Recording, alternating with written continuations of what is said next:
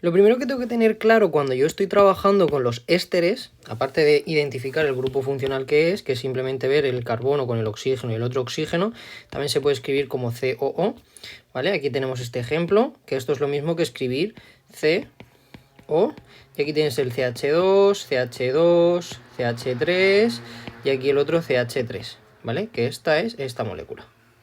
Se pueden escribir de las dos maneras. Entonces yo tengo que nombrarlo. ¿Cómo lo nombro? Claro, el nombre que tiene es eso. Pero ¿esto de dónde viene? Esto viene de los ácidos.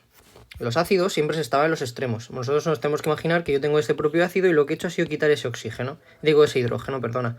Cuando yo quito ese hidrógeno, a que esta estructura es la misma que esta. Además, fijaros, tiene una carga negativa. ¿Por qué? Porque los hidrógenos tienen carga positiva. Si yo quito un positivo, se me queda con carga negativa. Pues negativo. Pero bueno, eso no vamos a entrar. La cosa es cómo los vamos a nombrar. Cuando nosotros teníamos un ácido, nosotros siempre teníamos que poner la palabra ácido y terminaba en oico.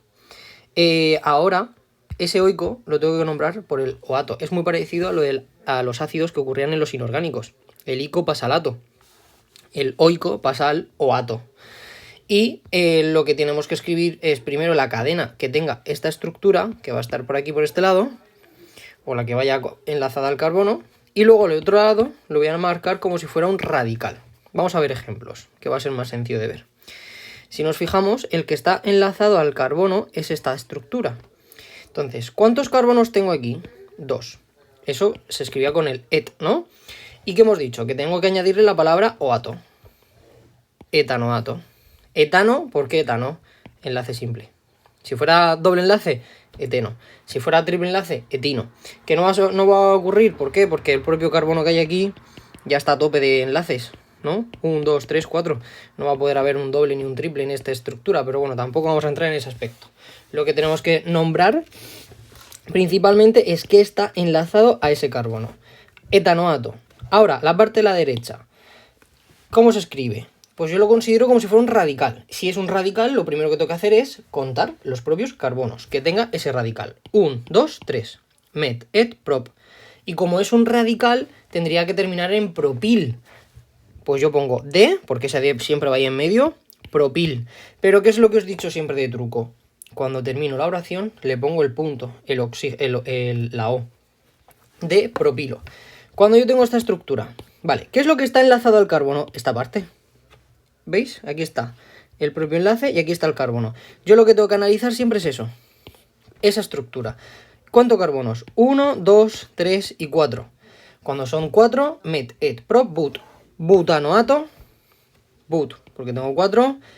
No, ano, porque son enlaces simples. Y el ato o ato es por el propio éster.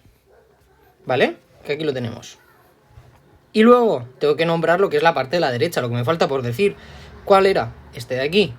¿Cuántos carbonos son? 2. Etil. Pero como termina en oración, etilo.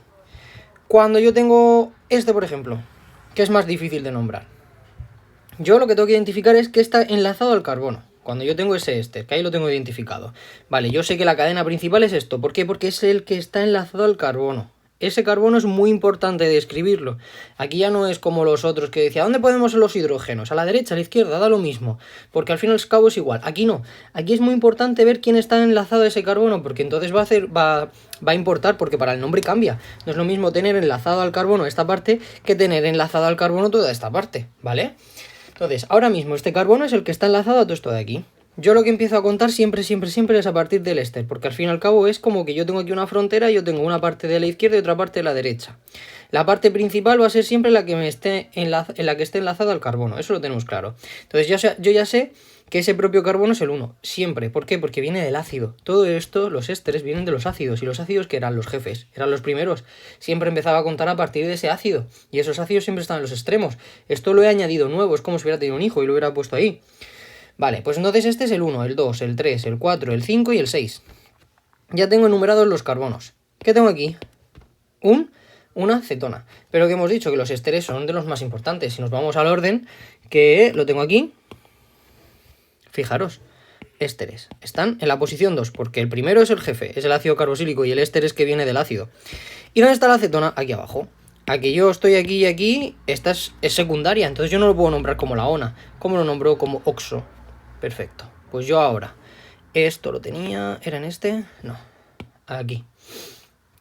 Sí.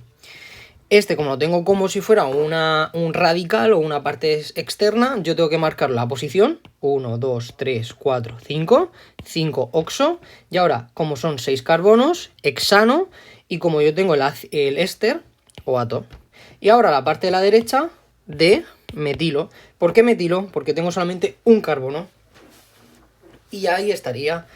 Siguiente ejemplo. Aquí, ¿qué está conectado al carbono? Toda esta parte. Todo esto está conectado al oxígeno.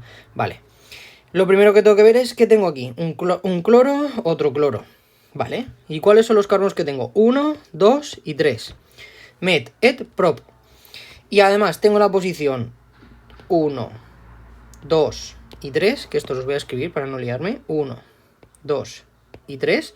Si nos fijamos, tengo el cloro aquí, que está en la posición 2, y el otro cloro aquí, que está en la posición 3. Este está enlazado a ese carbono y este está enlazado a ese carbono. ¿Cómo lo sé? Por la cantidad de hidrógenos que tiene cada carbono. Si nos fijamos, nos faltan. Vale. Ahora, lo que yo tengo que marcar es las posiciones de los cloros. Como tengo la posición 2, 3, 2, 3, como son cloro y cloro, dicloro, ¿cuántos carbonos son? 3. Propano. Y como es un éster o ato. Y ahora, ¿qué tengo a la derecha? De fenilo. Fenilo, ¿por qué? Porque esto es el nombre propio radical del benceno. El benceno es un fenil, pero como termina en oración, fenilo. Que realmente los nombres son estos. Cuando nosotros trabajamos con radicales, siempre es fenilo, metilo, terminan en o. Tienen ese nombre propio. Pero cuando nosotros estamos haciéndolo en las reacciones químicas, cuando nosotros los ponemos delante, esa o desaparece. Entonces no os lo expliqué desde el principio por lo mismo, para que no hubiera ningún lío. Y yo pues dejaba con el truquito de cuando yo termino la oración, termino con la O, como si fuera el punto. ¿Vale? A ver si con este vídeo os aclara un poquito las dudas. Si tenéis dudas, pues me vais preguntando.